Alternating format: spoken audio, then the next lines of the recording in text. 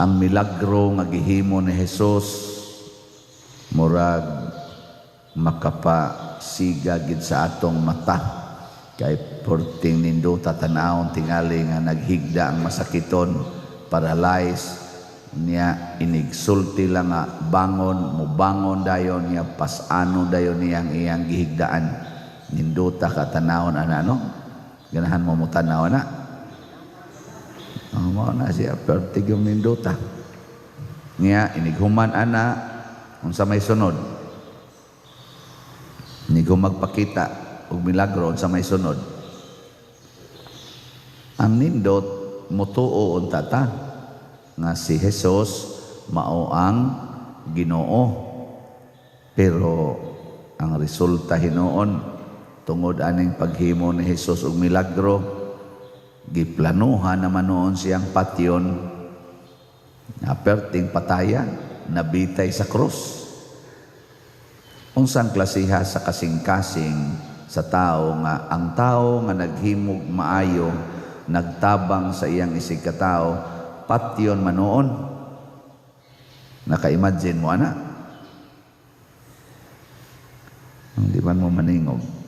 Importante biya kay ni. Kay usahay baya ang gihimo sa mga tao nga rin nato, murag ibaliwala nato ang ilang maayong mga buhat, niya ang ato rag yung tan-awon, ang wa nato magustuhi. Muna'y sigihan nato balik-balik sa tungod ahona ang wa nato magustuhi. Pero ang maayo nga gibuhat, murag baliwa lang. Naamo anang kinaiya ha? Naamo wa tubag naa, oy, naa manggani ko ana, kamo na ba noon? O na nga, kaning gipanghisgutan din sa unang pagbasa, nga giingon, inig-abot sa Ginoo iyatang luwason, nya iyang usbon ang kahimtang sa kinabuhi, ang disyerto, nga way tubig, magbaha na ang tubig.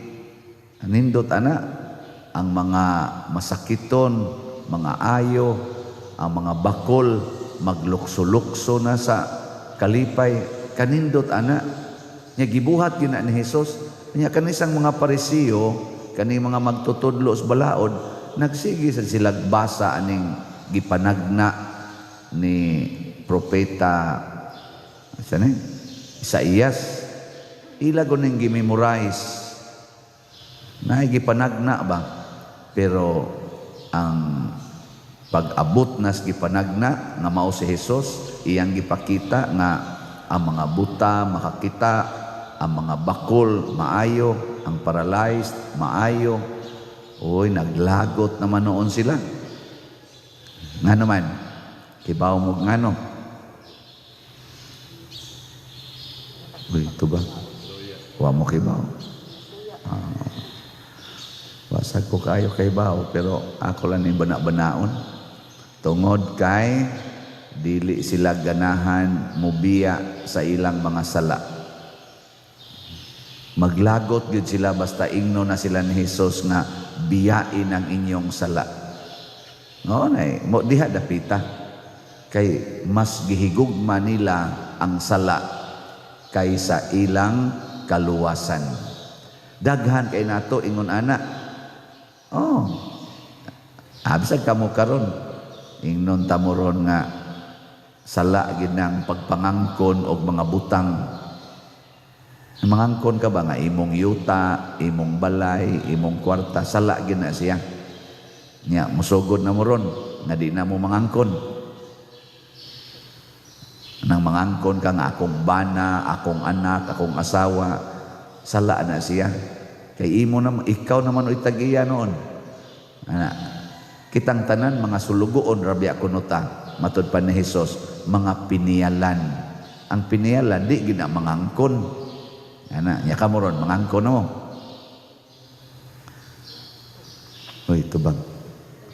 Di na mo moangkon nga imo nang bana, imo nang asawa, imo nang balay, imo nang yuta, di na mo mangangkon. Sugod karon, di na mo moangkon. Imo nang sakyanan, ana, di na mo moangkon. Tinuod mo.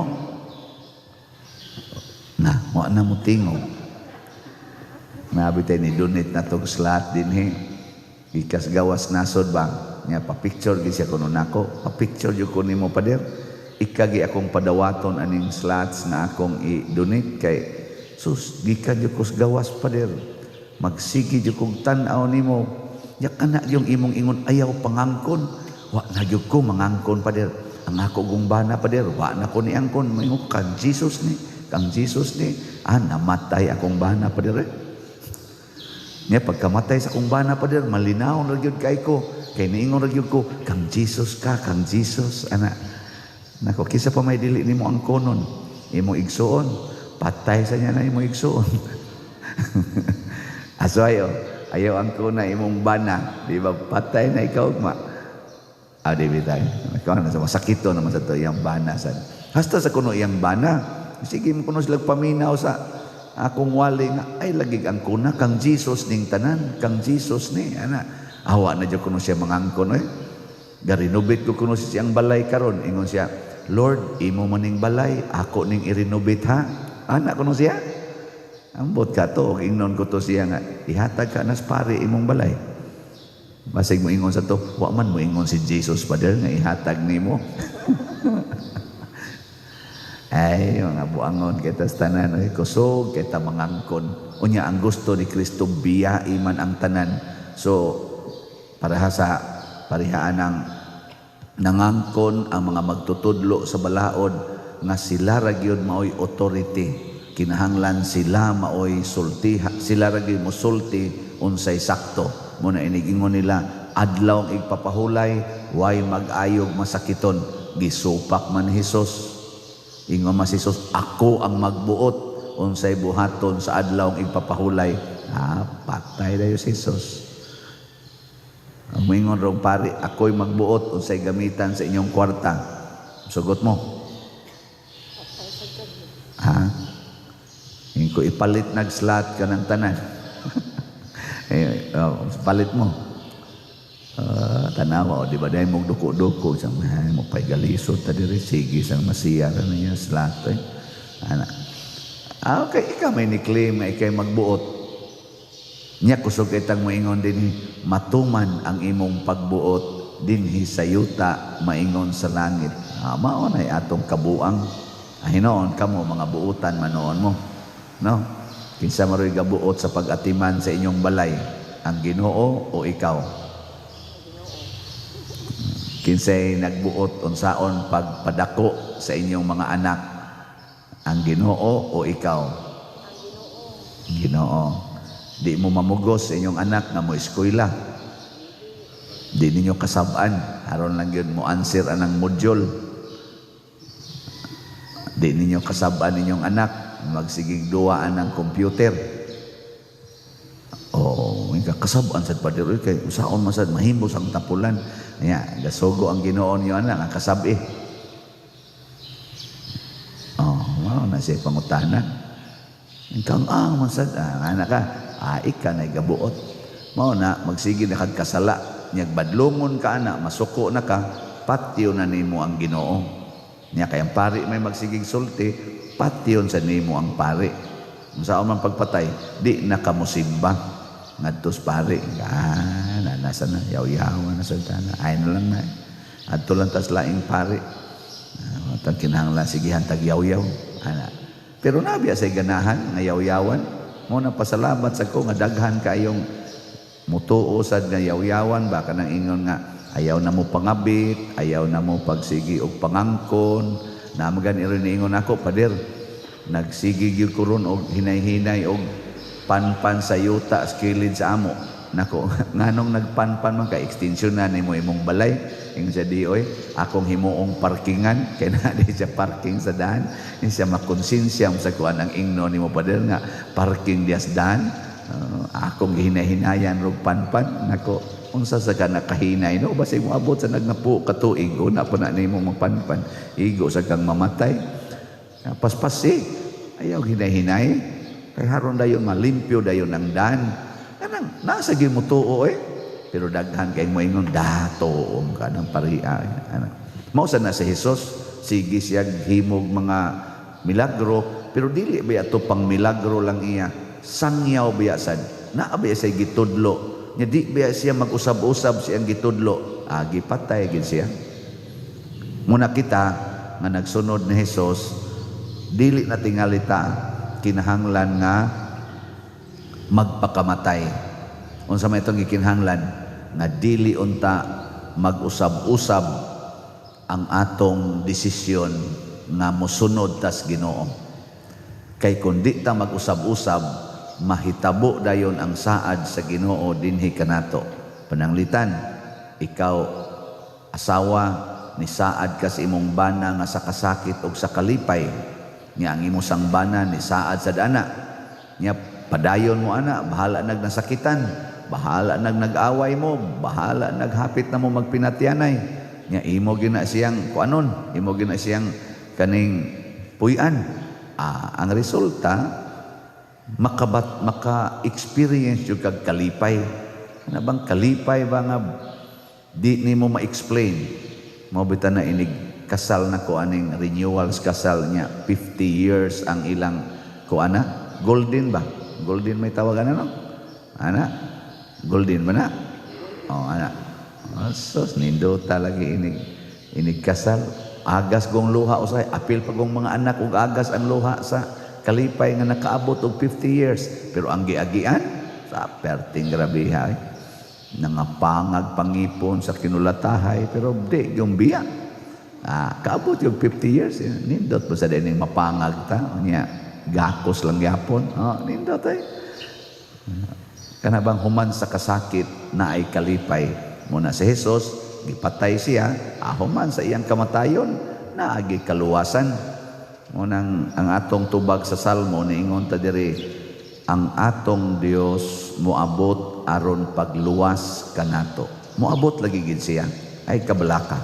Moabot gid siya. Nya na may kasakit.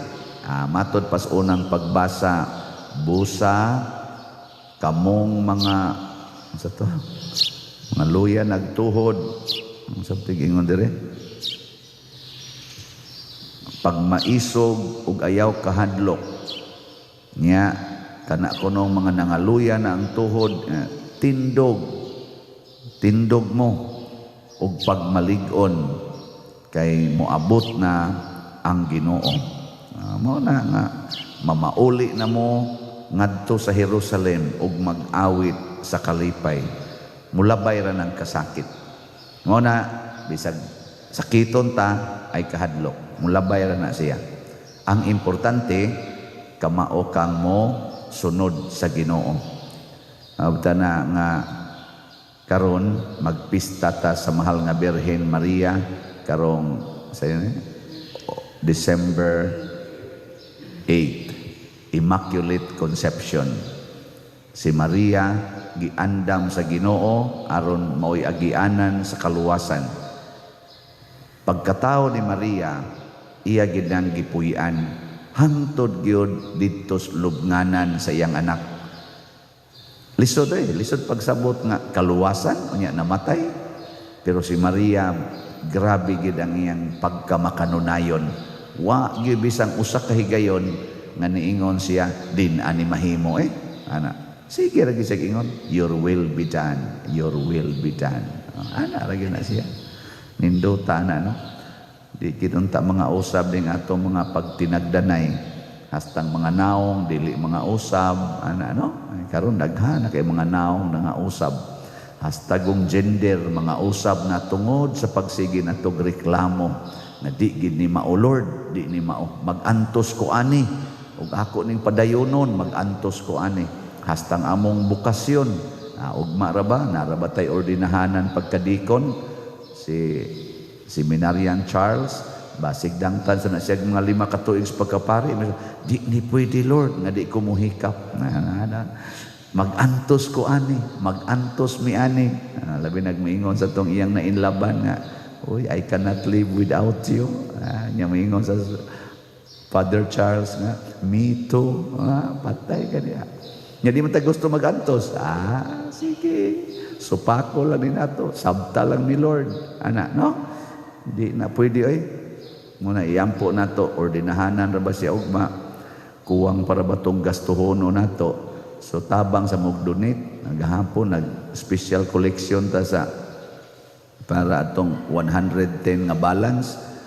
Murag wa pa man to kaabot og 110 ang atong atong natigom. So puno-puno ilang katonyo karon tingali. Wow.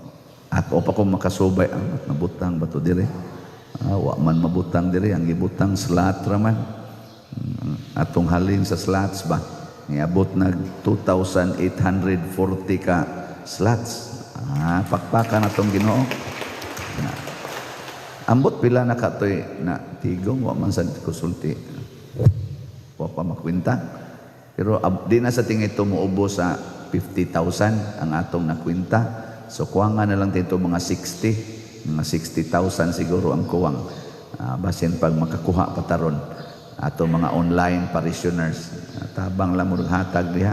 Ginagmay-gagmay lang ba para sa ordination ni Seminarian Charles Quezon Ugma. Nga iampo sa nato nga magmakonunayon siya sa iyang desisyon sa pagsunod sa Ginoo alang sa kaluwasan sa mga kalag. Nindog ta.